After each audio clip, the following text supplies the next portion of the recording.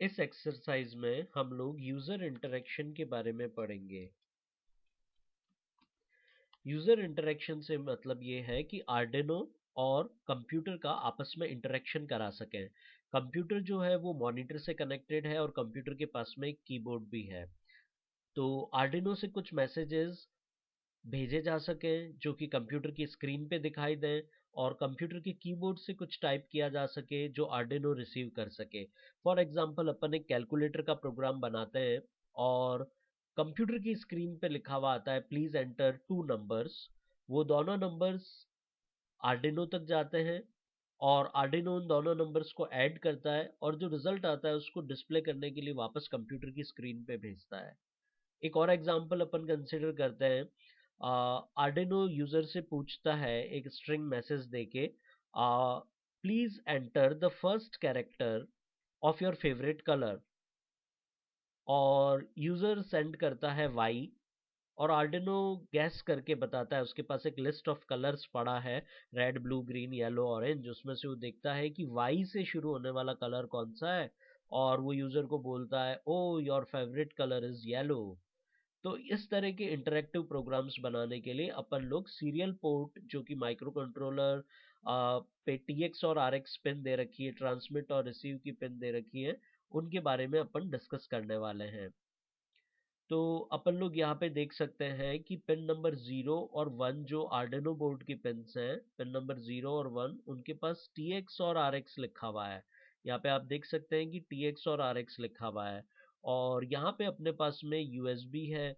USB एक अलग protocol है जो कि यूनिवर्सल सीरियल बस प्रोटोकॉल है और जो माइक्रो कंट्रोलर काम कर रहा है जो उसकी सीरियल ट्रांसमिट रिसीव पिन्स है वो USB को डायरेक्टली सपोर्ट नहीं करता है।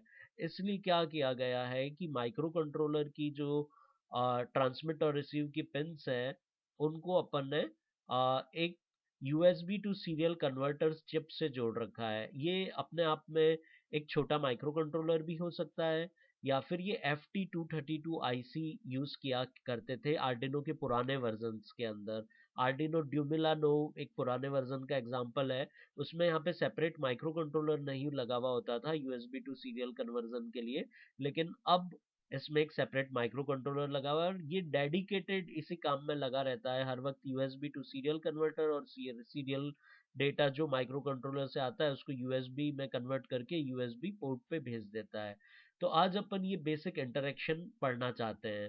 ये बेसिक इंटरेक्शन अपन को पढ़ना है उसके लिए अपन लोग सबसे पहले आर्डिनो की हेल्प पे जाते हैं। हेल्प पे क्लिक कीजिए, रेफरेंस पे क्लिक कीजिए और सारी हेल्प ऑफलाइन स्टोर हो रखी है और हेल्प आपके पास में ब्राउज़र से ओपन हो जाएगी।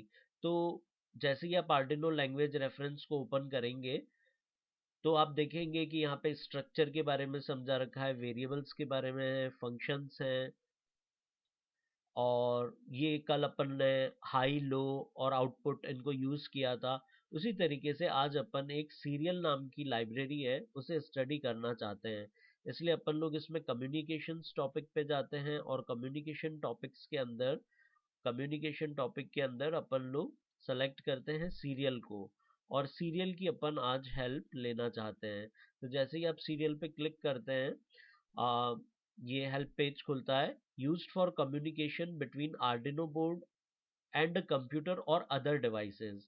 तो अभी तो अपन ने डिस्कस किया था कि आर्डिनो बोर्ड और कंप्यूटर का ही कम्युनिकेशन लेकिन अब अगर आप देखें तो यहाँ पे अदर डिवाइसेस भी लिखा है। इसका एक एग्जांपल ये हो सकता है मान लीजिए आर्डिनो एक ग्लोबल पोजिशनिंग सिस्टम सेंसर से कनेक्टेड है जो ये बता रहा है कि अर्थ के किस लैटिट्यूड लॉन्गिट्यूड पे वो जीपीएस सिस्टम पड़ा है जो आर्डिनो से कनेक्टेड है। तो जीपीएस की स्ट्रिंग आर्डिनो के अंदर आएगी और आर्डिनो वो डेटा हो सकता है किसी मॉडेम की मदद से सिम कार्ड की मदद से आगे किसी सर्वर को ट्रांसमिट करना चाहता है या फिर कुछ मैसेजेस जो हैं वो यूज़र को बताना चाहता है कि किस लैटिट्यूड लॉन्गिट्यूड पे अपन हैं। तो उसके लिए अपन ये सीरियल कम्युनिकेशन लाइब्रेरी जो है ये काम में लेंगे। सीरियल कम्युनिकेशन लाइब्रेरी के अंदर कुछ फंक्शंस डिफाइंड है जिनको आज अपन इस एक्सरसाइज के अंदर डिस्कस करने वाले हैं। तो इसमें कुछ एग्जाम्पल्स भी दे रखे हैं जो कि पास आपके आर्डिनो के एग्जाम्पल सेक्शन में भी आपको मिल सकते हैं। अगर आप फाइल में जाते हैं, एग्जाम्पल्स के अंदर जाते हैं, यहाँ पे आप कम्युनिकेशन रिलेटेड एग्जाम्पल्स देखते हैं, तो आपको कुछ एग्जाम्पल्स यहाँ पे मिलते हैं। पर सबसे पहले अपन फंक्शंस के बारे में डिस्कस करते हैं कि कौन कौन से फंक्शंस अवेलेबल है आर्डिनो की हेल्प में। तो सबसे पहले बिगिन, जैसे कि अपन हर चीज को इनिशियलाइज करते हैं, जो अपन सेटअप वाला सेक्शन लिखते हैं, it is for initialisation. Serial communication की पहली कंडीशन ये है कि जो डेटा ट्रांसमिशन की स्पीड हो वो डेटा रिसेप्शन की स्पीड से सेम होनी चाहिए। एक आपको एग्जांपल देते हैं, printer is a mechanical device. Printer उतना तेज प्रिंट नहीं कर सकता है जितना तेज कंप्यूटर उसको सेंड कर सकता है। तो कंप्यूटर और प्रिंटर आपस में अगर एक एग्रीमेंट कर लें कि उसकी ब्रॉडकास्टिंग रेट यानी बॉड रेट कितनी रहेगी, तो दोनों में बात हो सकती है। इसलिए अपन इससे बॉड रेट सेट करते हैं। Sets the rate in bits per second, that is broadcasting rate for serial data transmission. वैसे बीपीएस और बॉड की अलग अलग डेफिनेशंस हैं, ये हमेशा सेम नहीं होते हैं। यूजुअली बिट्स पर सेकंड बॉड रेट से ज़्यादा होती है, बट ये इलेक्ट्रॉनिक्स का टॉपिक है जिसे अपन डिस्कस नहीं कर रहे हैं।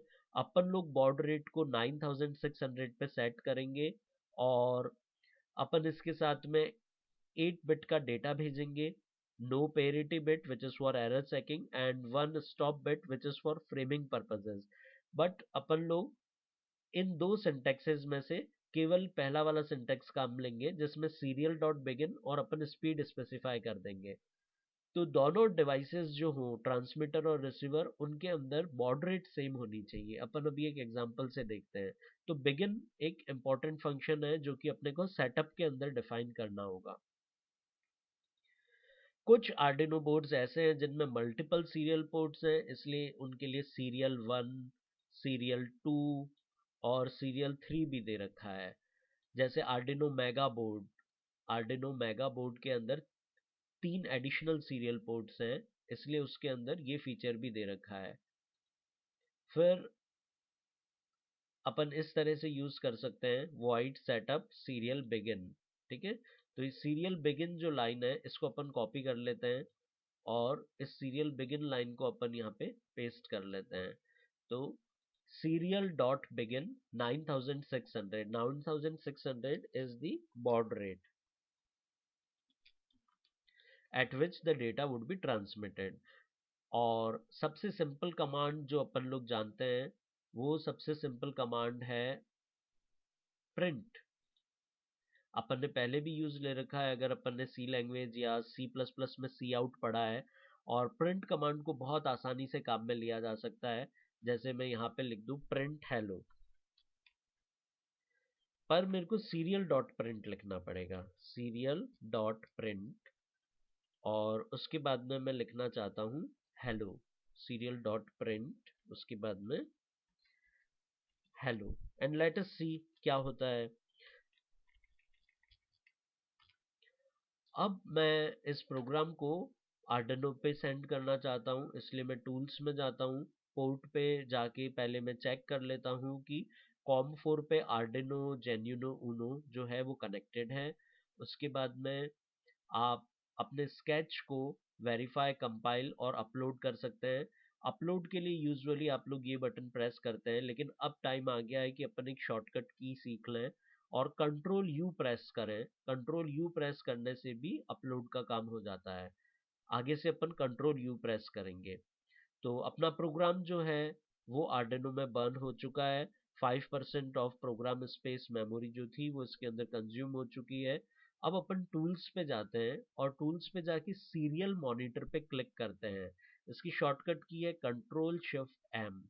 फर्स्ट टाइम अपन यहाँ से चलते हैं, सीरियल मॉनिटर पे क्लिक किया। जैसे ही अपन सीरियल मॉनिटर पे क्लिक करते हैं आर्डिनो रीसेट हो जाता है और यहाँ पे अपन देखते हैं कि वो hello hello hello hello hello continuously print करते जा रहा है। इसके बाद अपन इस विंडो को क्लोज करते हैं। और ये हेलो इतना तेज प्रिंट कर रहा था, लूप बहुत तेज चलता है। अपना माइक्रो कंट्रोलर 16 मेगाहर्ट्ज के क्रिस्टल से कनेक्टेड है, वो 16 million instructions, almost 16 million instructions पर सेकंड एग्जीक्यूट कर सकता है असेंबली लैंग्वेज के। तो अगर अपन उसे धीरे धीरे प्रिंट करने का कहना चाहते हैं तो अपन उसे कहते हैं कि हर 500 मिली सेकेंड बाद हेलो प्रिंट करें। और ये जो हेलो है अपन हमेशा नई लाइन पे चाहते हैं, इसलिए प्रिंट एलन नाम का एक फंक्शन है, एलन नया ऐड हो गया है, println. Println means print something and then एक न्यू लाइन पे कर्सर को ले आए। तो हर बार प्रिंट होने के बाद कर्सर न्यू लाइन पे आ जाएगा। अब अपन अपलोड पे क्लिक करने की बजाय कंट्रोल यू को प्रेस करेंगे। प्रोग्राम ट्रांसमिट हो चुका है और सीरियल मॉनिटर पे जाने के लिए अपन लोग यहां से भी जा सकते हैं और कंट्रोल शिफ्ट एम को भी प्रेस कर सकते हैं। सो आगे से अपन लोग कंट्रोल शिफ्ट एम प्रेस करेंगे। whenever you will press control shift m तो सीरियल मॉनिटर स्टार्ट हो जाएगा और अब आप देख रहे हैं कि हर आधे सेकंड बाद में हेलो मैसेज यहाँ पे प्रिंट हो रहा है। इसमें ध्यान देने की बात यह है कि यहाँ पे बॉड जो है वो 9600 लिखा हुआ है। अगर मैं इस बॉड रेट को चेंज कर देता, यानी भेजने वाले की बॉड रेट यानी आर्डिनो की जो बॉड रेट है वो तो 9600 है, लेकिन पाने वाले की बॉड रेट अगर मैं चेंज कर दूं तो मेरे को गार्बेज कैरेक्टर मिलेंगे। जब भी मैं बॉड रेट चेंज करता हूँ एक बार आर्डिनो रीसेट हो जाता है और अलग अलग तरह की बॉड रेट के लिए मेरे को अलग अलग तरह के कैरेक्टर्स मिलेंगे, उन बिट्स का इंटरप्रिटेशन बदल जाता है। इसलिए अभी ट्रांसमिट करने वाली जो डिवाइस है वो है आर्डिनो और रिसीव करने वाली जो डिवाइस है ये कंप्यूटर पे सीरियल मॉनिटर चल रहा है। इन दोनों की बॉड रेट सेम होना जरूरी है। तो एज सुन एज मैंने इसकी बॉड रेट 9600 की, ये हेलो सही से यहाँ पे डिस्प्ले होने लग गया है। अगर आप ऑटो स्क्रॉल को अनचेक कर देते हैं तो ये हेलो एक बार वन स्क्रीन फुल डिस्प्ले हो जाएगा, उसके बाद आपकी स्क्रीन स्क्रॉल नहीं होगी और ये बार जो है ये चेंज होता जाएगा। अभी अपन एक और एग्जांपल देखेंगे जिससे कंसेप्ट क्लियर हो जाएगा, फिर आप सीरियल टर्मिनल को क्लोज कर सकते हैं।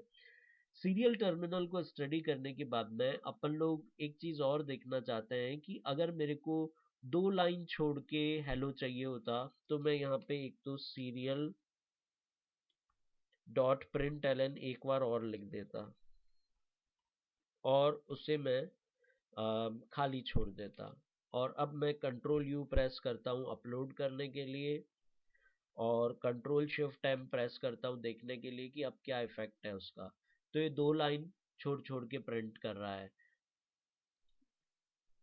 तो सीरियल डॉट प्रिंट एलन का अपन ने यूज देखा। अब अपन एक चीज पढ़ने वाले हैं जैसे स्लैश आर और स्लैश एन कहते हैं। Slash r stands for carriage return and slash n stands for new line.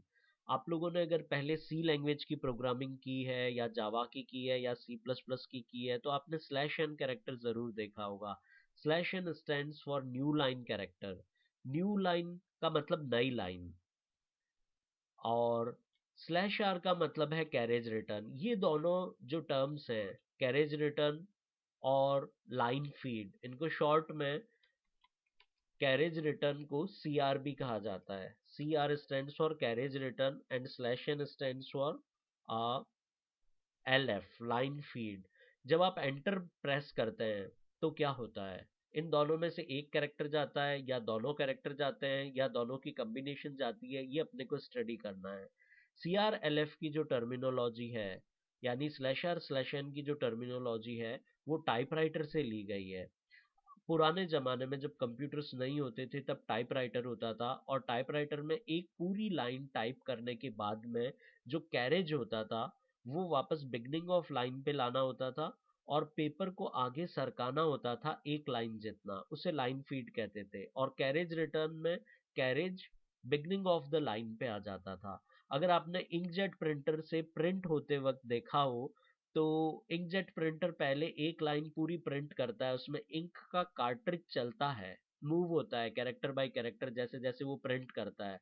जब एक लाइन पूरी हो जाती है तो इंक का कार्ट्रिज वापस अपनी होम पोजीशन पे रिटर्न कर जाता है और पेपर एक लाइन जितना आगे सरक जाता है, उसे अपन लाइन फीड कहते हैं। इसका मतलब कैरेज रिटर्न और लाइन फीड दोनों अलग अलग चीजें हैं। कैरेज रिटर्न में इंकजेट प्रिंटर का कार्ट्रिज अपनी होम पोजीशन पे वापस रिटर्न कर जाता है, जबकि लाइन फीड के अंदर पेपर एक लाइन जितना आगे खिसक जाता है। जब ये टर्मिनोलॉजी कंप्यूटर साइंस के अंदर बोरो की तो एक प्रॉब्लम हो गई। कैरेज रिटर्न का मतलब तो सिर्फ ये था कि जो कर्सर मान लीजिए अपने टर्म्स में, वो न्यू कर्सर जो है वो अपनी होम पोजीशन पे आ जाए। पर ये किसने कहा कि वो नई लाइन की होम पोजीशन पे आए? इसलिए कुछ लोग कंप्यूटर साइंस में सीआर और एलएफ को अलग अलग मानते हैं, और कुछ लोग कहते हैं कि सीआर एलएफ एक ही चीज है। फॉर एग्जाम्पल अपन लोग एक रेफरेंस यहाँ पे देखेंगे इनकी डेफिनेशन पढ़ने के लिए। तो कैरेज रिटर्न का मीनिंग क्या है? ऑन अ टाइपराइटर और computer printer the action that returns it to the beginning of the line, उसको तो अपन कैरेज रिटर्न कहते हैं। और लाइन फीड का मतलब है on a typewriter the action of the carriage roller to push the paper up one or more lines at a time is known as line feed। तो carriage return और line feed अलग अलग words हैं, और अलग अलग serial monitors जो हैं वो सीआरएलएफ को अलग अलग इंटरप्रेट करते हैं। तो अपन लोग क्या करने वाले हैं कि एक एग्जांपल देखते हैं। अपने को जब भी न्यू लाइन पे लाना होगा, it is a good practice कि अपन सीआरएलएफ दोनों को यूज करें। तो स्लैश आर स्लैश एन दोनों यूज करें। आगे भी आप कोई प्रोटोकॉल्स पढ़ेंगे उनमें सीआरएलएफ दोनों यूज होंगे। तो स्लैश, और मैं प्रिंट एल यूज नहीं किया करता हूँ, मैं प्रिंट यूज करता हूँ। और जब भी न्यू लाइन चाहिए होती है तो मैं स्लैश आर स्लैश एन लगा देता हूँ। प्रिंट एल जो था वो स्लैश आर स्लैश एन को पीछे लगाया करता था।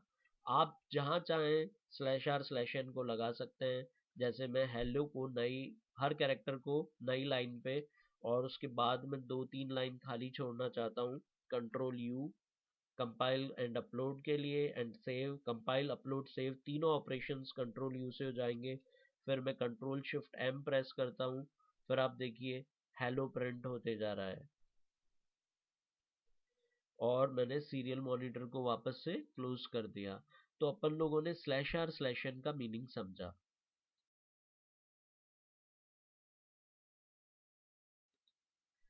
सीआरएलएफ पे और ज्यादा डिस्कस करेंगे कुछ देर में। अब अपन दूसरे सीरियल कमांड्स जो हैं उनको डिस्कस करते हैं। अपन लोग प्रिंट के अलग अलग ग्रुप डिस्कस करते हैं।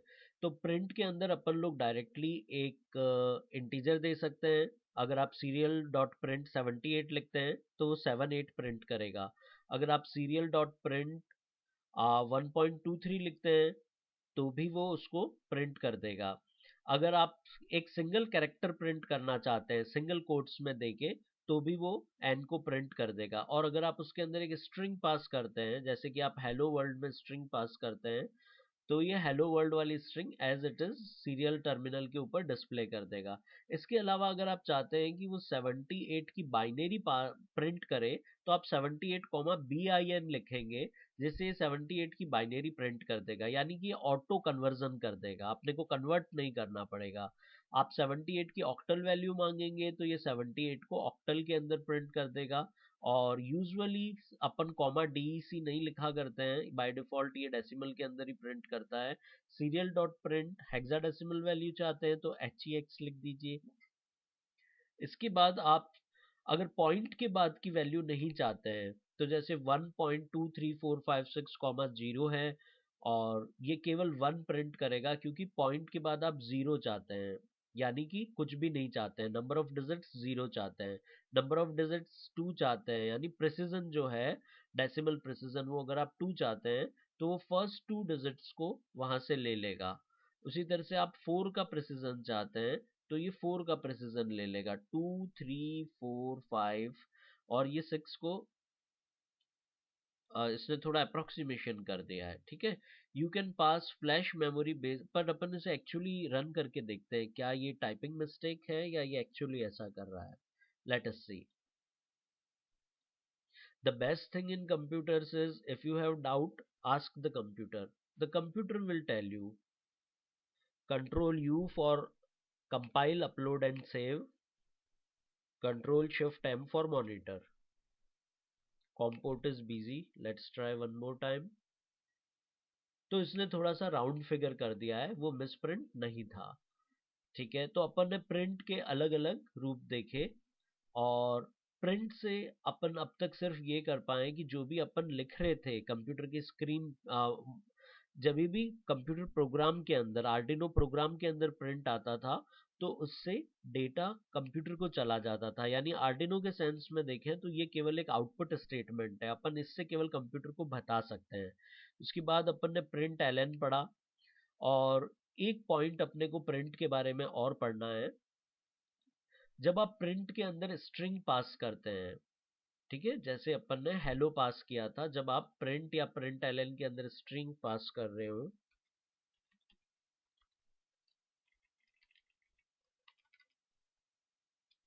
जब आप प्रिंट के अंदर एक स्ट्रिंग को पास करते हैं, हेलो नाम की स्ट्रिंग को पास करते हैं, और इस प्रोग्राम को कंपाइल करते हैं, इस प्रोग्राम का जो हेक्साडेसिमल कोड बनता है उसे आप इसमें फ्लैश मेमोरी में फ्लैश करते हैं माइक्रो कंट्रोलर की।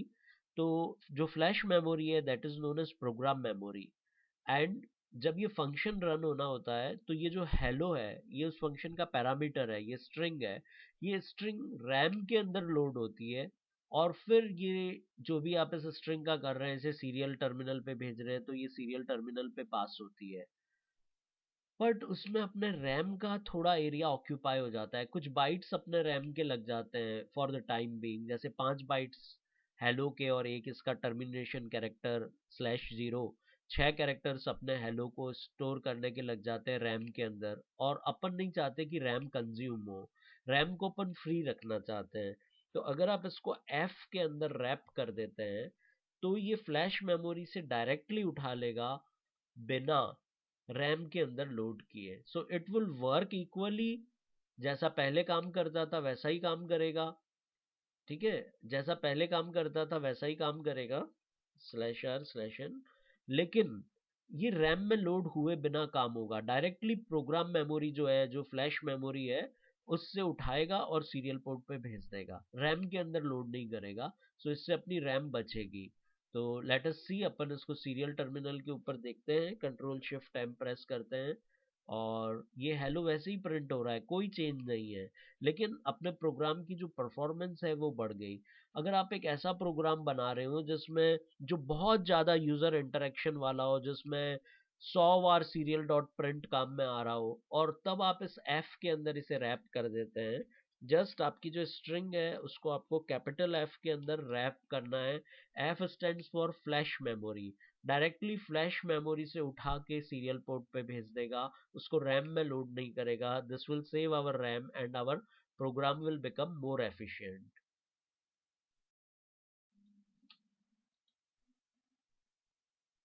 You can pass flash memory based strings to serial.printf by wrapping them with f, for example serial.print. Now we will see what is this serial.write. So if you want to send a single byte, use serial.write. Let us see serial.write से क्या होता है। तो अपन लोग serial.write लिखते हैं,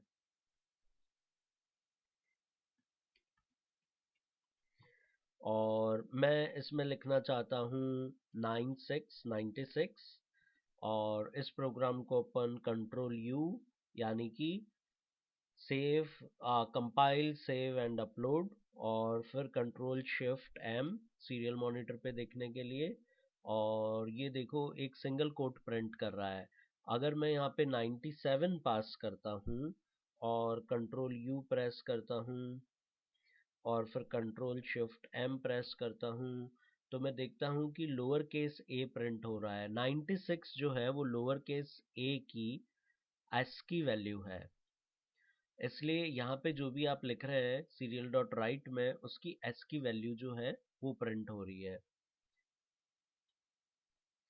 next अपन देखते हैं सीरियल डॉट प्रिंट एल, जो अपन देख चुके हैं। सीरियल डॉट प्रिंट एल के अंदर अपन यहाँ पे फॉर्मेट भी दे सकते हैं।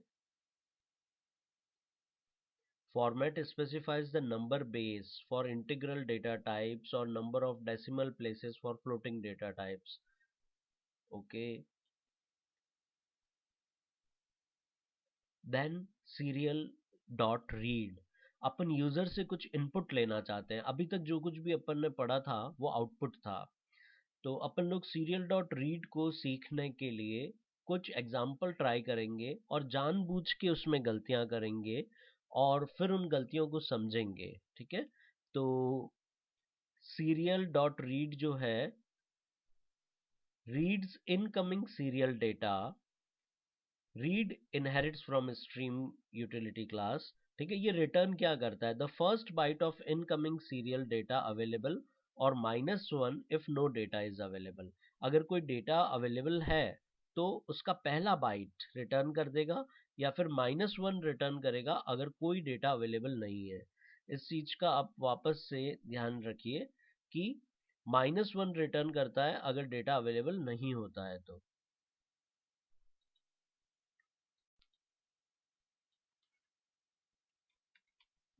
serial dot print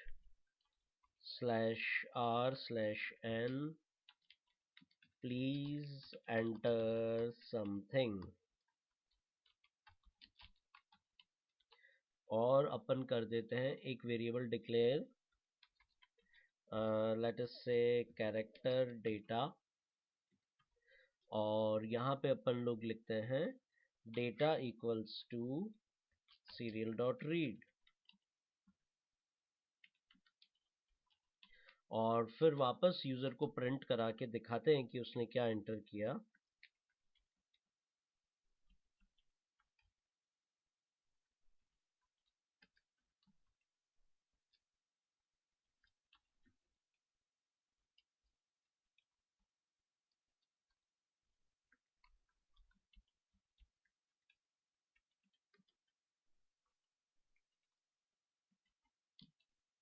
और अपन इसे कंट्रोल यू करते हैं।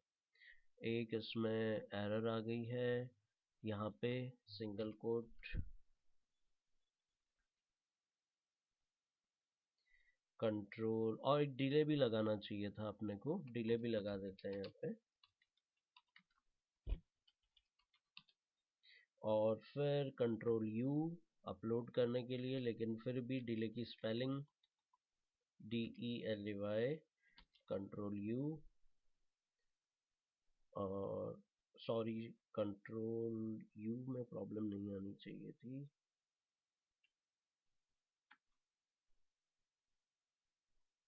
और कंट्रोल शिफ्ट एम। तो मैंने तो कुछ भी एंटर नहीं किया और यहाँ पे लिखा हुआ आ रहा है यू एंटर्ड कोई अजीब सा वाई कैरेक्टर, और ये रुक रुक के आ रहा है क्योंकि मैंने डिले दिया था। तो ये तो प्रॉब्लम की बात है। और यहाँ पे मैं चेक करके एक चीज़ और टाइप करना चाहता हूँ,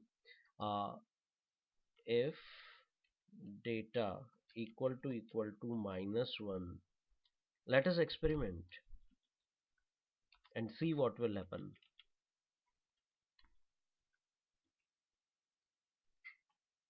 Control U,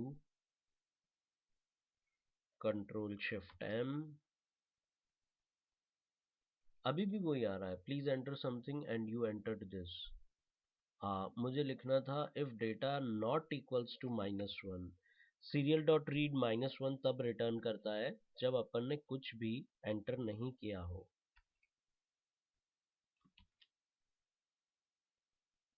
और यहाँ कंटिन्यूअसली आ रहा है please enter something, please enter something, please enter something, उसमें भी एंटर की स्पेलिंग गलत है।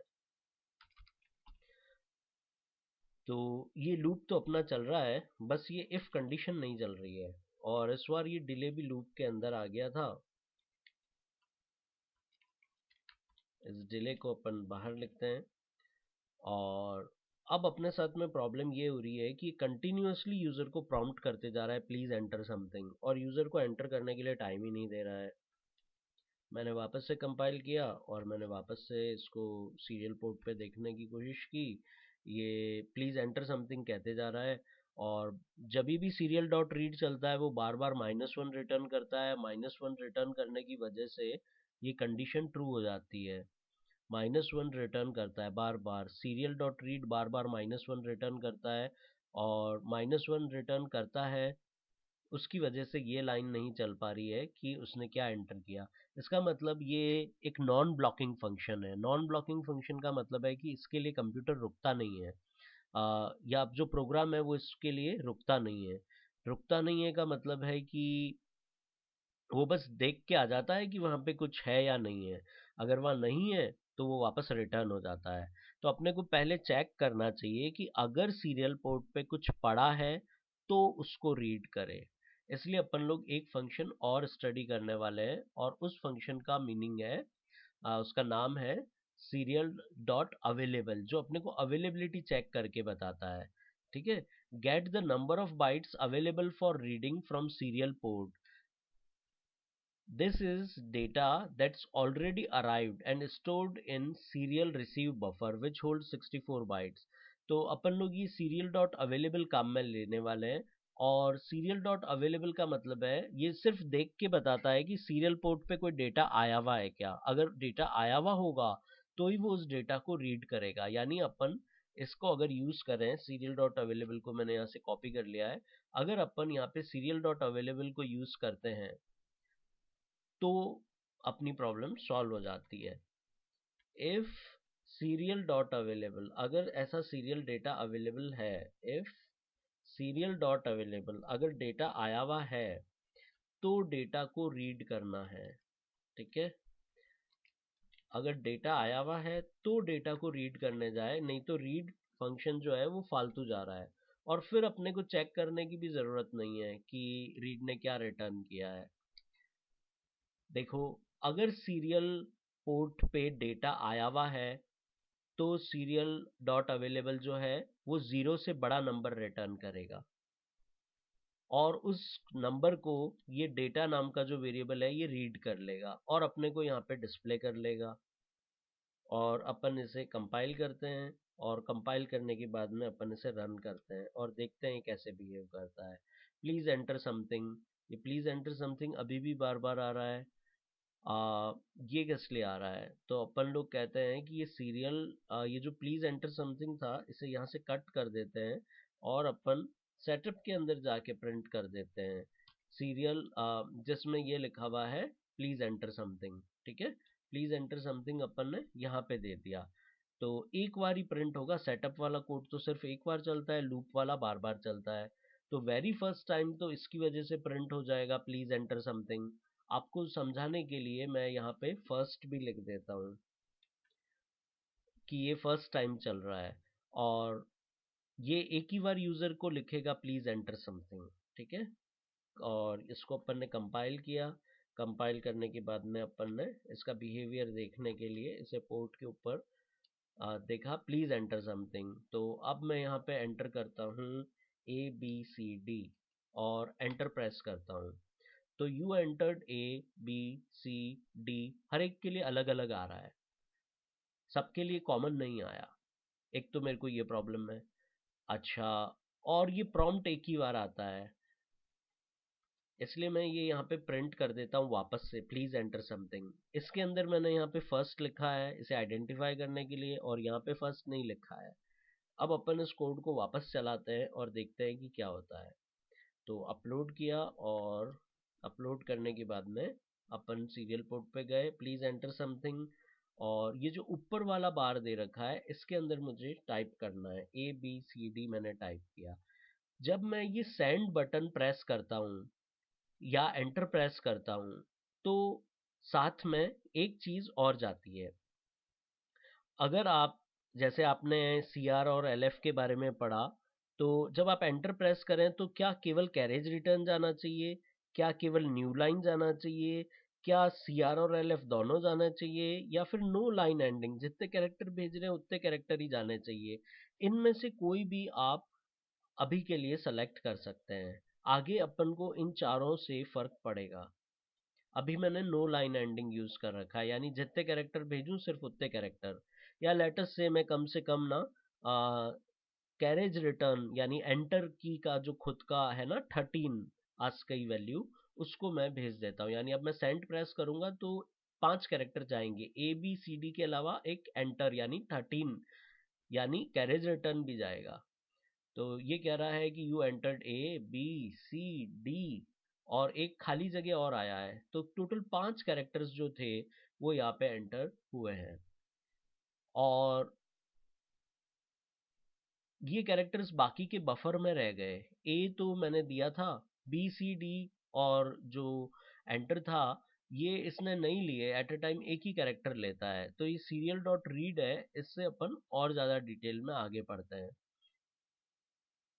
तो सीरियल डॉट अवेलेबल अपन पढ़ चुके हैं। सीरियल डॉट रीड बाइट्स पढ़ते हैं। Serial dot read bytes reads characters from serial port into a buffer, यानी कि अनेक कैरेक्टर्स रीड करने के लिए है। जबकि सीरियल डॉट रीड जो अपन ने पढ़ा था, सीरियल डॉट रीड अपन ने पढ़ा था, वो क्या कर रहा था कि एक ही कैरेक्टर रीड कर रहा था, returns the first byte of incoming serial data.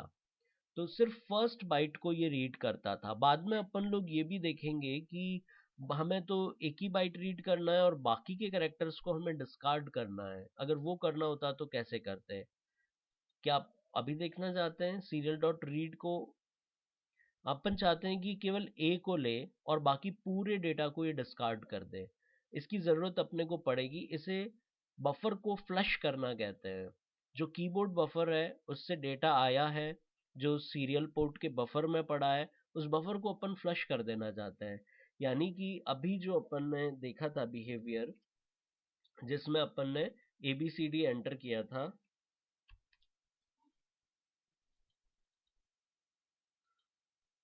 अपन ने यहाँ पे ABCD एंटर किया था, ABCD आ गया। मैं चाहता था ये केवल A ले, BCD फ्लश हो जाए, यानी कि यूजर ने BCD और एंटर, ये जितना भी चीज थी एक्स्ट्रा वो पूरी फ्लश हो जाए, और फिर ये मेरे से नई वैल्यू मांगे और मैं 1 2 3 देता हूँ।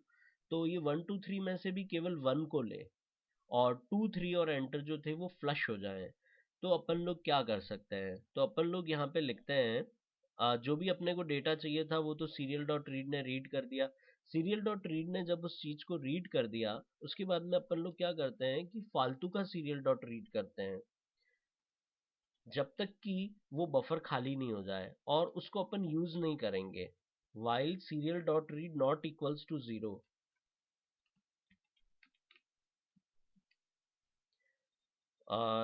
Serial dot read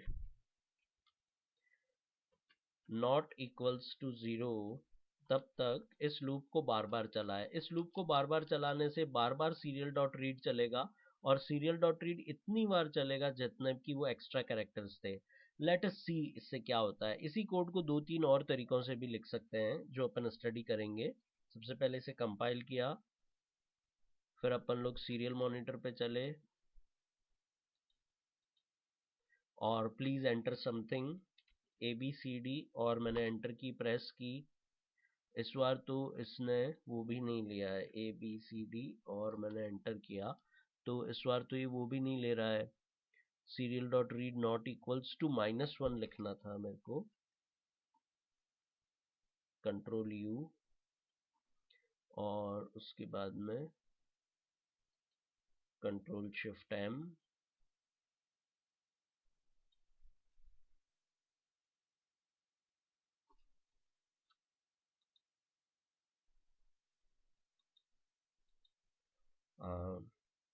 Ctrl U, Ctrl+Shift+M, please enter something, और मैंने एंटर किया ABCD करते हैं और एंटर प्रेस किया। तो इसने केवल A ले लिया है, और आगे के लिए कह रहा है प्लीज एंटर समथिंग। तो मैं एंटर करता हूँ 1 2 3 4 और एंटर करता हूँ। उसमें से केवल इसने 1 को लिया है और बाकी पूरी चीज को इसने फ्लश कर दिया है। तो ये चीज बहुत यूजफुल है। अगर आपको ये कोड समझ में नहीं आया तो मैं इसका एक और एग्जांपल आपको दे सकता हूँ। एक मैं डमी नाम का वेरिएबल ले लेता हूँ, ठीक है। तो यहाँ पे मैं लिखता हूँ इंटीजर डमी, ठीक है। और डमी वेरिएबल के अंदर ये सारी चीज अपन रीड कर लेते हैं।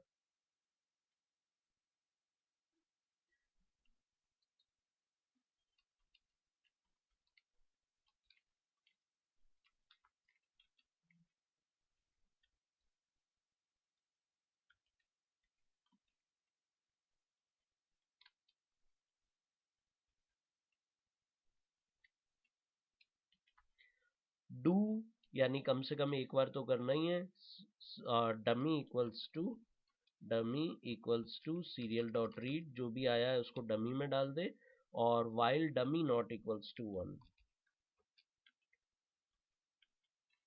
जब तक डमी -1 नहीं हो जाता है, जब तक डमी -1 नहीं हो जाता है, तब तक क्या करता जाए कि बार बार सीरियल पोर्ट को रीड करता जाए और उसकी वैल्यू डमी के अंदर डालता जाए। तो ये वाला कोड लिखने पे जितने भी अपने पास में एक्स्ट्रा कैरेक्टर्स हैं वो सारे एक्स्ट्रा कैरेक्टर्स ये रीड कर लेगा। तो इस कोड को अपन लोग फ्लश करने का कोड कह सकते हैं, जो सीरियल बफर को फ्लश कर सकता है। तो क्यों नहीं अपन लोग इसको एक कट करके और एक खुद का यूजर डिफाइंड फंक्शन बना दें और उस यूजर डिफाइंड फंक्शन का नाम रख देते हैं जो कुछ रिटर्न नहीं करता है, void flush flush stdin, और ये कोई पैरामीटर लेता भी नहीं है, बस इसको अपने को कॉल करना है और ये अपने डमी नाम का जो इंटीजर है उसके अंदर वैल्यूज डालता जाएगा। ये इंटीजर डमी भी नीचे डिक्लेयर हो जाएगा। तो अब अपने पास में एक छोटा सा फंक्शन है जिसका नाम है फ्लश stdin। अपन लोगों को बार बार स्टैंडर्ड इनपुट डिवाइस को फ्लश करना होगा। अपने केस में स्टैंडर्ड इनपुट डिवाइस अपन इसी को मान रहे हैं, सीरियल पोर्ट को। और सीरियल डॉट रीड कर लिया एक बार आपने। सीरियल डॉट रीड करने के बाद में आप एफ फ्लश stdin दे सकते हैं। अभी अपन इसमें भी ड्रॉबैक्स हैं, इसको भी अपन आगे और डिस्कस करने वाले हैं। अब अपन ने कंट्रोल यू प्रेस किया, कंट्रोल यू प्रेस करने के बाद कंट्रोल शिफ्ट एम प्रेस किया और फिर ये वापस चलता है, प्लीज एंटर समथिंग। मैंने डाला एप्पल और इसने एप्पल का केवल ए लिया, बनाना, बनाना का केवल बी लिया। पर अब मैं यहाँ पे एब्सर्ड इनपुट देता हूँ, मैं बहुत लंबा सारा इनपुट देता हूँ इसको, 64 कैरेक्टर्स से भी ज़्यादा का इनपुट देता हूँ। मैं कैरेक्टर्स टाइप करते जा रहा हूँ, थोड़े 1, थोड़े 2, थोड़े 3, थोड़े 4, थोड़े 5। तो इसने 2-3 कैरेक्टर तो ले लिए हैं, जबकि मैं चाहता था कि वो एग्जैक्टली एक कैरेक्टर ले। जैसा आपने देखा, अगर मैं यहाँ पे एक स्ट्रिंग देता हूँ और उसे देते जाता हूँ देते जाता हूँ देते जाता हूँ, लंबी सारी स्ट्रिंग 20 टाइम्स ये स्ट्रिंग देता हूँ, 30 टाइम्स ये स्ट्रिंग देता हूँ। ऐसे ही आपको टेस्ट करना होता है प्रोग्राम। अब देखते हैं क्या होता है। तो इसने इस बार भी इस बार 3 कैरेक्टर्स ले लिए, मैंने ज़्यादा लंबी स्ट्रिंग दी थी। तो ये जो फ्लश करता है उसके बाद वापस से कुछ कैरेक्टर्स आ जाते हैं। इसलिए अगर मैं थोड़ा सा रुक के फ्लश करता हूँ, जैसे डिले 100, थोड़ा 100 मिली सेकेंड रुक के फ्लश करता हूँ, तो देखते हैं क्या होता है। या लेट अस से 200 मिली सेकेंड्स रुक के फ्लश करता हूँ तो क्या होता है।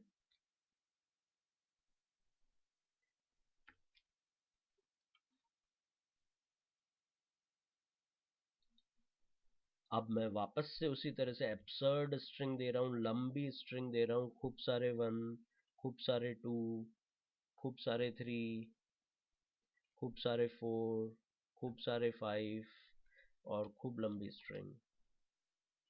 तो देखो उसने केवल 1 को ही लिया है और प्लीज एंटर समथिंग वापस कह रहा है। यानी अभी जो मैंने कम से कम इसको 100 कैरेक्टर्स दिए थे या 200 कैरेक्टर दिए थे, उनमें से इसने एक ही लिया है।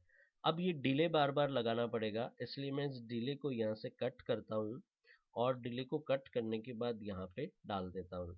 और ये जो डिले है इसको भी मैं यूज़र से पास करवा देता हूँ कि कितनी देर बाद फ्लश करना है। तो अपन लोग यहाँ पे क्या करते हैं कि टाइम ले लेते हैं, ठीक है। तो मिली सेकेंड्स के अंदर टाइम है, तो अपन MILI टाइम लिख देते हैं यहाँ पे। और ये जो मिली टाइम है इसको एज अ पैरामीटर इसमें पास कर देते हैं, इंटीजर मिली टाइम। और मिली टाइम जो है, तो अब अपना पूरा फंक्शन ये हो गया है। इस फंक्शन का नाम है फ्लश stdin। इसके अंदर एक पैरामीटर पास हो रहा है कि कितनी देर बाद में फ्लश करे और ये उतनी देर बाद में उसे फ्लश कर देता है। अगर अपन एक वेरिएबल बचाना चाहते हैं तो डमी नाम का वेरिएबल बचाया जा सकता है, बट कोड रीडेबिलिटी को बढ़ाने के लिए और आप लोगों की इजी अंडरस्टैंडिंग के लिए मैंने डमी वेरिएबल काम लिया है।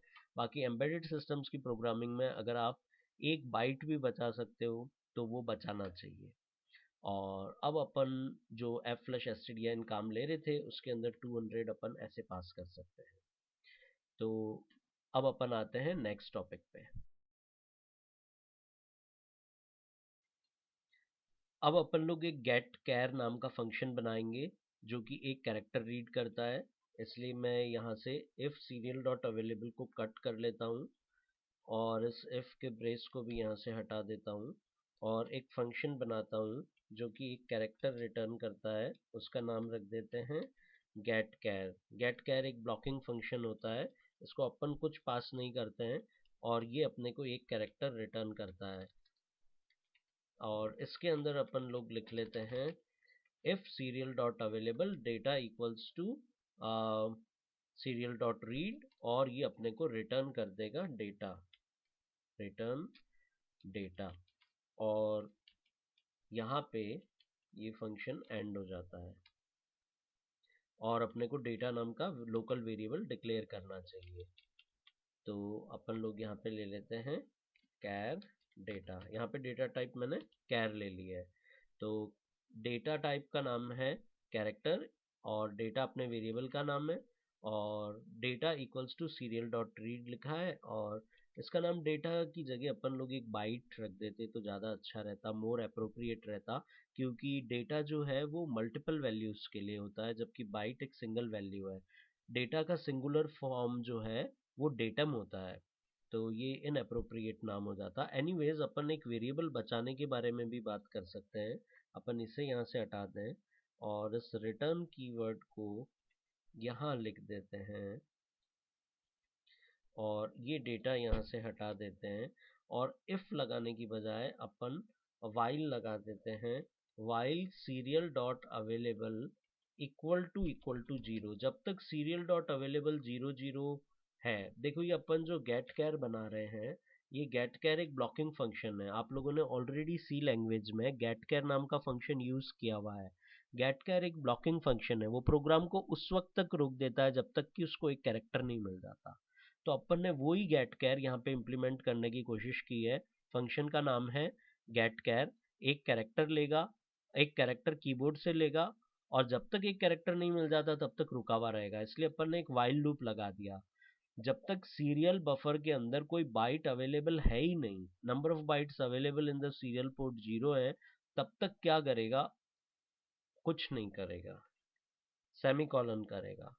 और जब इस लूप से बाहर आएगा उसका मतलब ऊपर वाली कंडीशन फॉल्स हो चुकी होगी, serial dot available equal to zero नहीं रहेगा और उस वक्त सीरियल डॉट रीड करेगा और उसे रिटर्न कर देगा। तो ये अपन ने प्रोग्राम बनाया। ठीक है।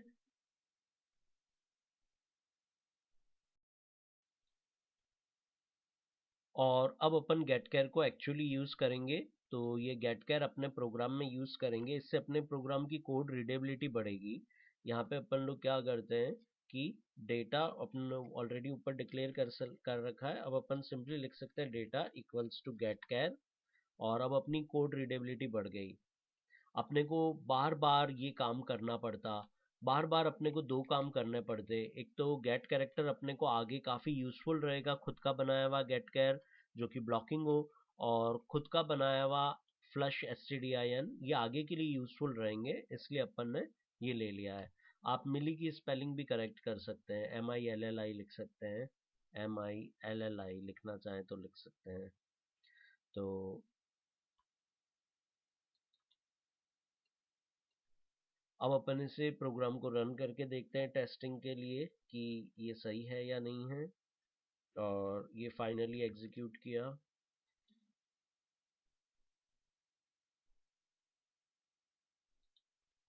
प्लीज एंटर समथिंग, और अपन ने एंटर किया ABCD और इसने केवल A को लिया है और मैंने PQR एंटर किया और इसने केवल P को लिया है। लेकिन अभी भी अपन स्ट्रिंग एंटर नहीं कर पाए, गेट कैर से तो केवल एक कैरेक्टर ही अपन एंटर कर पाए। इसलिए अपन अगला फंक्शन जो देखने वाले हैं हेल्प में चल के, वो है रीड बाइट्स। अभी तक तो अपन ने जो सीरियल डॉट रीड पढ़ा था, सीरियल डॉट रीड में था the first byte of incoming data, ये रिटर्न करता है या फिर -1 रिटर्न करता है।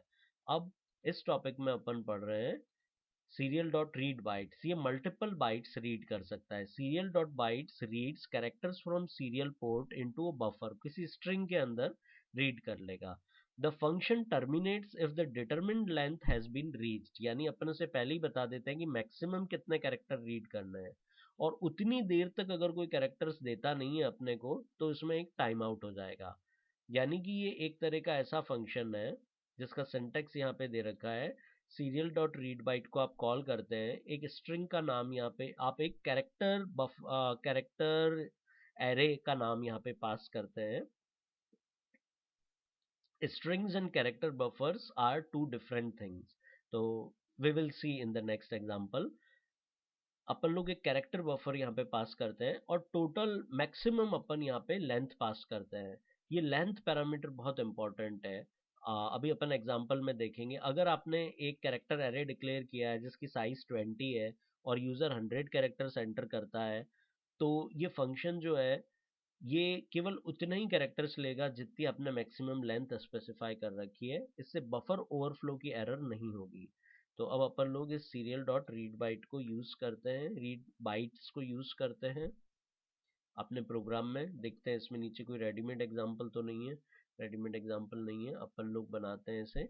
तो अब अपन यहाँ पे क्या करते हैं कि डेटा जो था अपना, वहाँ पे अपन इसे कैरेक्टर एरे बना देते हैं जिसकी मैक्सिमम अपन लोग 25 दे देते हैं कि 25 कैरेक्टर्स जो है वो ये ले सकता है। और यहाँ पे अपन लोग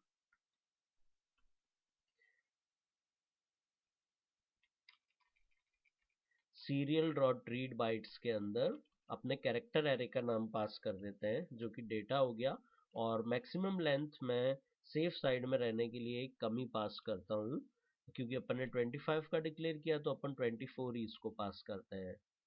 और देखते हैं कि यहाँ पे क्या होता है, और अपन ये अपना फ्लश एसटीडीआईएन काम में यहाँ पे नहीं लेते हैं। और मेरे को ये एग्जांपल अच्छे से समझाने के लिए इस चीज़ को और छोटा बनाना चाहिए। मैंने यहाँ पे डेटा 5 ही डिक्लेयर किया है, और यहाँ पे मैं सेफ साइड रहने के लिए 4 ही डिक्लेयर करता हूँ ताकि अपन कैरेक्टर्स को काउंट कर सकें एग्जाम्पल में। तो कंट्रोल यू प्रेस किया, कंट्रोल यू के बाद कंट्रोल शिफ्ट एम प्रेस किया, और यहाँ पे आ गया please enter something, please enter something, please enter something, you entered nothing, और ऐसे आ रहा है और यह इस तरह से बिहेव कर रहा है। तो अपन इसे देखते हैं। सबसे पहले तो अपन ने यहाँ पे ये नहीं लिखा है कि अगर सीरियल बाइट अवेलेबल हो, ठीक है। तो यहाँ पे अपने को पहले लिखना पड़ेगा कि ये सीरियल बाइट्स भी नॉन ब्लॉकिंग फंक्शन है, ठीक है। नॉन ब्लॉकिंग फंक्शन है मतलब ये जाता है, रुकता नहीं है। कैरेक्टर्स आए हुए होते हैं तो ले आता है, नहीं तो रिटर्न हो जाता है। तो अपने को लिखना पड़ेगा if serial dot available not equals to zero या ग्रेटर देन जीरो, जीरो से ज़्यादा हो अगर बाइट्स आए हुए, तो फिर ये रीड बाइट्स करेगा, ठीक है। 4 कैरेक्टर्स रीड करेगा, फिर अपने को प्रिंट करके दिखाएगा कि आपने ये एंटर किया, और अगली बार के लिए प्रॉम्प्ट देगा। और ये फ्लश एसटीडीआईएन अभी अपन यूज़ नहीं कर रहे हैं, और बाद में यूज़ करेंगे ताकि उसका इफेक्ट दिख सके। अपन ने अपलोड पे क्लिक किया, उसके बाद control shift M serial monitor के लिए, प्लीज़ एंटर समथिंग। मैं कहता हूँ Rahul is a good boy, Rahul is a good boy.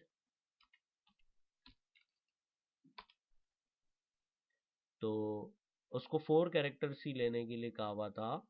तो उसने क्या किया है, अगर मैं वापस से आपको यहाँ पे टाइप करके बताऊँ Rahul is a good boy, अगर यहाँ पे आपको टाइप करके दिखाऊँ मैं, RAHUL is a good boy, और यहाँ पे देखें तो फर्स्ट 4 कैरेक्टर्स जो थे RAHU राहु, वो फर्स्ट 4 कैरेक्टर्स यहाँ पे आ गए हैं।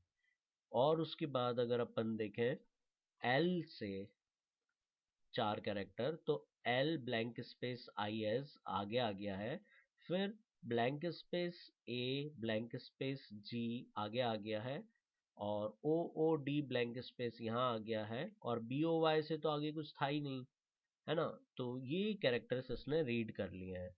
यानी कि मेरे को 4 ही कैरेक्टर रीड करने थे और वो लूप में था, और मैंने पीछे फ्लशिंग नहीं की बफर की, तो ये प्रॉब्लम हो गई। अब मैं अपने F flush S T D I N को, जो कि सी लैंग्वेज में होता है वैसा अपन ने खुद ने flush S T D I N बनाया, इसे एक्टिवेट करता हूँ, और यहाँ पे केवल 200 पास किया हुआ है।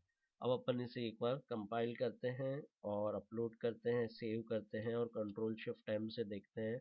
अब मैं इसको बोलता हूँ Radha is a good girl, और मैं ये Radha is a good girl को कॉपी करके भी रख लेता हूँ स्ट्रिंग को और सेंड करता हूँ। तो देखो इसने फर्स्ट 4 कैरेक्टर लिए हैं और बाकी की जो चीज़ थी वो इसने फ्लश कर दी है।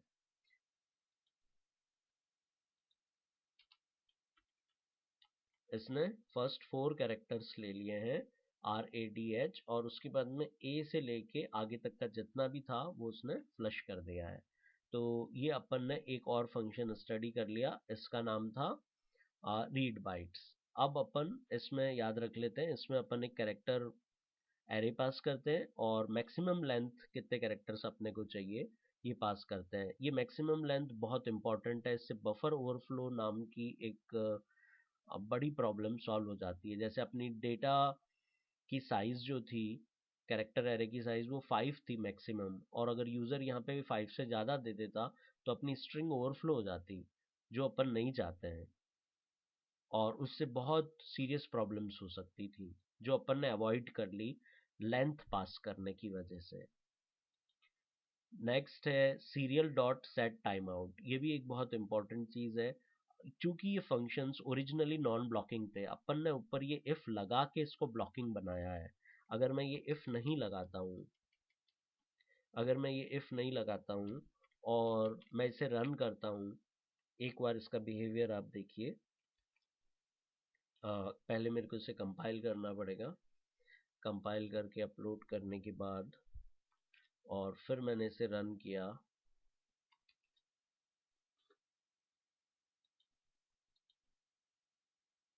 और सीरियल मॉनिटर वापस अगर मैं चालू करता हूँ आपके सामने, वापस चालू किया है, तो ये नॉन ब्लॉकिंग है। नॉन ब्लॉकिंग होने की वजह से हर 500 मिली सेकेंड का जो डिले मैंने दे रखा है बार बार मेरे को ये चीज़ बताता है।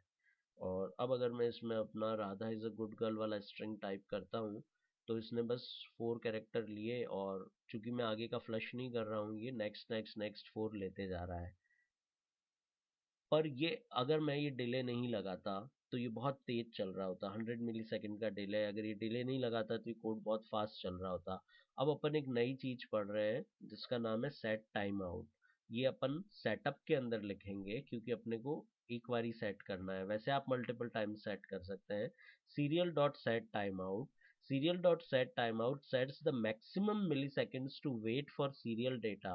चूंकि ये नॉन ब्लॉकिंग फंक्शन है ओरिजिनली, ये किसी के लिए रुकता नहीं है, तो अपन इसमें स्पेसिफाई कर देते हैं कि ये कितने मिली सेकेंड्स तक रुके। Default is 1000 milliseconds. ये 1000 मिली सेकेंड्स तक serial dot set time out जो है, इसकी डिफॉल्ट वैल्यू जो है टाइम आउट की वो 1000 मिली सेकेंड्स है। 1000 मिली सेकेंड्स तक कोई डेटा नहीं आता है तो ये आगे चलता है। इसका मतलब अगर मैं 1000 मिली सेकेंड्स का ये मेरा डिले नहीं लगाता तो भी ये 1000 मिली सेकेंड्स के लिए वेट करता, यानी 1 सेकेंड के लिए वेट करता। सो लेट अस चेक, मैंने अपने डिले को कमेंट कर दिया है और सीरियल मॉनिटर पे मैं वापस चलता हूँ, और ये फिर भी 1 सेकेंड के लिए वेट कर रहा है। अगर मैं यहाँ पे इसे ब्लॉकिंग ही रखना नॉन ब्लॉकिंग ही रखना चाहता हूँ, और मैं अगर यहाँ पे सीरियल डॉट टाइम आउट की नई वैल्यू दे देता हूँ, सीरियल डॉट टाइम आउट की मैं अगर इसको एक नई वैल्यू असाइन कर देता हूँ जो कि हाई वैल्यू है, और यहाँ पे मैं दे देता हूँ 10 सेकेंड्स के लिए 10 और 1 2 3 मिली सेकेंड्स, तो 10,000 मिली सेकेंड्स इक्वल्स टू 10 सेकेंड्स। और अब मैं अपने सीरियल मॉनिटर को कॉल करता हूँ,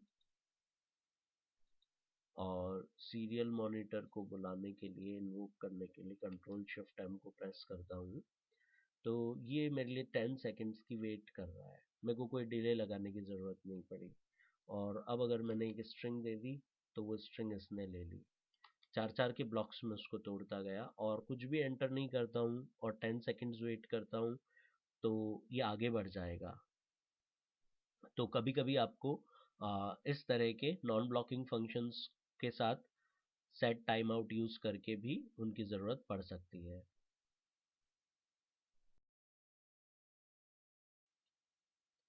एक और एग्जांपल फंक्शन अपन स्टडी करना चाहते हैं लाइब्रेरी से, इसका नाम है serial dot read bytes until। उस वक्त तक बाइट्स रीड करता जाएगा जब तक एक गिवन स्पेशल कैरेक्टर जो है, यूजुअली स्पेशल अपन अपनी इच्छा से दे रहे हैं, ये किसी एक पर्टिकुलर कैरेक्टर का वेट करेगा, जब तक वो कैरेक्टर नहीं आ जाता तब तक बाइट्स रीड करता जाएगा, या फिर उससे पहले टाइम आउट ना हो जाए। serial dot read bytes until read characters from serial buffer into an array। The function terminates if the terminator character is detected, that determined length has been read, or it times out। तो अपन इसको use करेंगे, देखते हैं इसमें readymade example है क्या, इसमें readymade example नहीं है। अपन serial dot read bytes until इसको यहाँ से कॉपी करते हैं सिंटेक्स में से। इसमें तीन चीजें पास करनी है। एक तो वो स्पेशल कैरेक्टर जो कि अपने टर्मिनेटर कैरेक्टर का काम करेगा, वो कैरेक्टर इज, ये आप पूरा पढ़िए, सिंटेक्स एंड पैरामीटर्स पूरा पढ़िए। इसमें इसने दे रखा है एक आपको कैरेक्टर पास करना है, ठीक है। The character to search for, यही अपना टर्मिनेशन वाला कैरेक्टर होगा। यानी कि फॉर एग्जांपल मैं एक स्ट्रिंग दे रहा हूं, जब तक उसमें हैश नहीं आ जाए स्ट्रिंग में, तब तक उस स्ट्रिंग को रीड करना है। बफर पहले की तरह ही है, ये वो मेरा कैरेक्टर एरे है, और length maximum number of allowed characters. तो मैं यहाँ से इसे कॉपी करता हूँ, serial dot read bytes until character, और इसको अपन यूज करके देखते हैं। एक छोटा सा एग्जांपल है, यहाँ पे अपन चलते हैं, रीड बाइट्स, डेटा 4 दे ही रखा था, यहाँ पे एक नई चीज ऐड करनी है केवल। तो कैरेक्टर में अपन लोग कह देते हैं कि जब तक हैश कैरेक्टर नहीं आ जाता है तब तक डेटा को रीड करे। और अब मैं यहाँ पे डेटा थोड़ा बढ़ा देना चाहता हूँ, 24 कर देते हैं, और ऊपर डेटा की साइज बढ़ा देते हैं, 25 कर देते हैं। और ये उस वक्त तक रीड करता जाएगा मेरी स्ट्रिंग को जब तक कि उसको हैश नहीं मिल जाता या फिर ये टाइम आउट नहीं हो जाता। तो अपन लोग आगे चलते हैं, नेक्स्ट प्रोग्राम, नेक्स्ट एग्जांपल देखते हैं। अभी तक जो भी अपन ने पढ़ा, अब तक भी अपन वो प्रोग्राम नहीं बना सकते इजीली जो दो नंबर्स को ऐड करता हो। अपन ने अब तक कैरेक्टर इनपुट करना सीखा ब्लॉकिंग और नॉन ब्लॉकिंग तरीके से, स्ट्रिंग इनपुट करना सीखा ब्लॉकिंग नॉन ब्लॉकिंग तरीके से, टाइम आउट यूज करके, टर्मिनेशन कैरेक्टर या डिलीमीटर यूज करके, मैक्सिमम लेंथ स्पेसिफाई करके, लेकिन इंटीजर को एंटर करना नहीं सीखा। अभी भी अगर अपन जैसे दो स्ट्रिंग्स एंटर करना चाहते हो, जैसे मैं इसे num1 नाम दे दूं, अगर इसे अगर मैं num1 नाम दे दूं, और मैं एक कैरेक्टर num2 यहाँ पे डिक्लेयर कर देता हूँ, ठीक है। और दोनों छोटे छोटे नंबर्स होंगे, 10-10 डिजिट्स के मैक्सिमम नंबर होंगे, और उन नंबर को मैं ऐड करना चाहूँ तो मैं उन नंबर्स को ऐड नहीं कर सकता हूँ अभी भी, क्योंकि वो जो नंबर्स आ रहे हैं इनपुट में वो कैरेक्टर्स ही हैं। तो एक और फंक्शन अपने को पढ़ना होगा, उस फंक्शन का नाम है पार्स int। बहुत ही सिंपल फंक्शन है, यहाँ पे आपको रेडीमेड एग्जांपल नहीं दे रखा है। पार्स int क्या करता है कि एक नंबर आपको एंटर करवा देता है। Looks for next valid integer in the incoming serial stream, parse int inherits from stream class। तो in particular initial characters that are not digits और माइनस साइंस आर स्किप्ड। यानी अगर मैं देना चाहूँ Radha is a -20 marks holder student, तो वो केवल माइनस साइन और 20 को ले लेगा, और आगे के जो कैरेक्टर्स थे राधा इज अ, वो सारे कैरेक्टर्स स्किप कर देगा, उन कैरेक्टर्स को नहीं लेगा। तो पार्स आईएनटी के अंदर अपन एक इसके दो फॉर्म्स हैं, और ये पार्स आईएनटी ऐसे भी कॉल हो जाता है, और इसमें अपन स्किप कैरेक्टर जो है वो भी अपन यहाँ पे मेंशन कर सकते हैं। तो skip character use to skip the indicated characters in search, use for example to skip thousands divider. अगर आप इस तरह का नंबर एंटर करना चाहते हैं जिसके अंदर 1000 आता है, फॉर एग्जाम्पल कॉमा आता है, यानी मैं 1 लाख लिखना चाहूँ या 1000 लिखना चाहूँ, तो आप चाहते हैं कि 1000 को तो ले ले, लेकिन 1 को ले ले और इन 3 जीरो को ले ले, लेकिन ये कॉमा जो है ना उसको स्किप कर दे। अगर कॉमा स्किप कर दिया जाता है तो ये पूरा 1000 हो जाता है, नहीं तो 1 अलग है और 000 अलग है। तो पार्स आईएनटी की भी अपने को ज़रूरत पड़ेगी। अगला जो है वो रीड स्ट्रिंग है। अब रीड स्ट्रिंग और रीड बफर जो अपन ने पहले पढ़ा था या रीड बाइट्स पढ़ा था, सीरियल डॉट रीड बाइट्स, इन दोनों में क्या डिफरेंस है ये जानना जरूरी है। रीड स्ट्रिंग के अंदर अपन एक स्ट्रिंग ही रीड कर सकते हैं, जबकि पहले अपन एक कैरेक्टर एरे रीड करते थे। तो इसमें अपन स्ट्रिंग डेटा टाइप काम में ले सकते हैं। रिटर्न क्या करता है, string red from serial buffer. ठीक है, तो इसके बारे में भी वही सारे रूल्स हैं। Serial dot read string reads characters from serial buffer into a string, the function terminates if it times out. तो इसमें अपन लोग एक छोटा सा एग्जांपल जरूर एग्जीक्यूट करके देखेंगे। इसमें अपन लोग स्ट्रिंग डेटा टाइप, अभी तक तो अपन एक एरे डिक्लेयर कर रहे थे, ये कैरेक्टर एरे है। कैरेक्टर एरे डिक्लेयर करने की जगह डायरेक्टली स्ट्रिंग लिखेंगे, और स्ट्रिंग लिख लेंगे like my S T are लिख लेंगे, माई एस टी आर। और स्ट्रिंग की साइज अपने को डिक्लेयर करने की ज़रूरत नहीं है। माई एस टी आर लिख लिया, यहाँ पे कॉपी कर लिया, और अपन लिख सकते हैं कि भाई my S T R equals to serial dot read string. और देखते हैं कि अपन ने सही किया है या नहीं किया है। और इसमें अपने को कोई पैरामीटर्स पास करने हैं, नन पैरामीटर्स पास करने हैं, और ये अपने को सिर्फ एक स्ट्रिंग जो है वो डायरेक्टली रिटर्न कर देगा। तो इससे काम लेना ज़्यादा इजी है, इसमें अपन को कैरेक्टर एरे डिक्लेयर नहीं करना पड़ा। अपन ने सिर्फ लिखा माई एस टी आर नाम की एक स्ट्रिंग है, और जो भी यूज़र ने दिया उसको अपन ने ये तो अपन अब काम में नहीं ले रहे हैं, और अपन यहाँ पे यूज़र को ये प्रिंट करके दिखा देते हैं। तो कंट्रोल यू से अपलोड, सेव एंड कंपाइल, और कंट्रोल शिफ्ट एम से मॉनिटर खुल जाएगा। और ये अपने को कहता है प्लीज एंटर समथिंग, और अपने पास में स्ट्रिंग पहले से पड़ी है, apples are good for health, enter. और उससे पहले वो टाइम आउट हो गया मेरे एंटर करने से पहले। तो अपन लोग एक एग्जांपल और लेते हैं, Rahul is a good boy, या फिर कर्सर वहां पे नहीं था। अच्छा, apples are good for health उसने लिया है, लेकिन एक डिले के साथ लिया है, ये मेरे को कॉपी नहीं करने दे रहा है। ओके, तो ये टाइम आउट की वजह से हो रहा है। अपन ये टाइम आउट वाला यहाँ से हटा देते हैं, और उसके बाद वापस इसे अपलोड करते हैं। अपलोड करने के बाद में अपन सीरियल मॉनिटर स्टार्ट करते हैं, और सीरियल मॉनिटर के अंदर अपन लोग रेडीमेड स्ट्रिंग जो अपने पास पहले से तैयार है वो दे देते हैं। और अब ये रुका हुआ नहीं है, और अपना स्ट्रिंग ले रहा है। मैं मल्टीपल टाइम्स अगर ये स्ट्रिंग दे रहा हूँ, तो ये मल्टीपल टाइम्स ये स्ट्रिंग ले रहा है। तो सीरियल डॉट स्ट्रिंग में उसको ये नहीं पता था कि कितने कैरेक्टर्स लेने हैं, और इसने वेट भी नहीं किया इस चीज़ के लिए कि मैं यहाँ से कैरेज रिटर्न भेजूंगा या न्यू लाइन भेजूंगा। उसे पता कैसे चलेगा कि स्ट्रिंग टर्मिनेट हो गई। तो ये एक प्रॉब्लम इसके साथ में है, जिसको आप वर्क अराउंड से सॉल्व कर सकते हो, जैसे अपन ने पहले एग्जांपल्स में देखा। अब अपने को दो लास्ट फंक्शंस और डिस्कस करने हैं। सीरियल डॉट रीड अंटिल है, जिससे आप एक टर्मिनेशन कैरेक्टर्स बता सकते हैं। यहाँ पे स्ट्रिंग टर्मिनेटर दे देंगे, जैसे आप स्लैश आर या स्लैश एन दे दें यहाँ पे, तो उससे प्रॉब्लम सॉल्व हो जाती है। और लास्ट फंक्शन है serial dot right. Serial dot right से आप राइट कर सकते हैं, जैसा अपन ने सीरियल डॉट रीड पढ़ा था उसी तरह से सीरियल डॉट राइट है। और ये अपन ने पहले डिस्कस कर लिया था वेरी फर्स्ट टाइम, जब अपन ने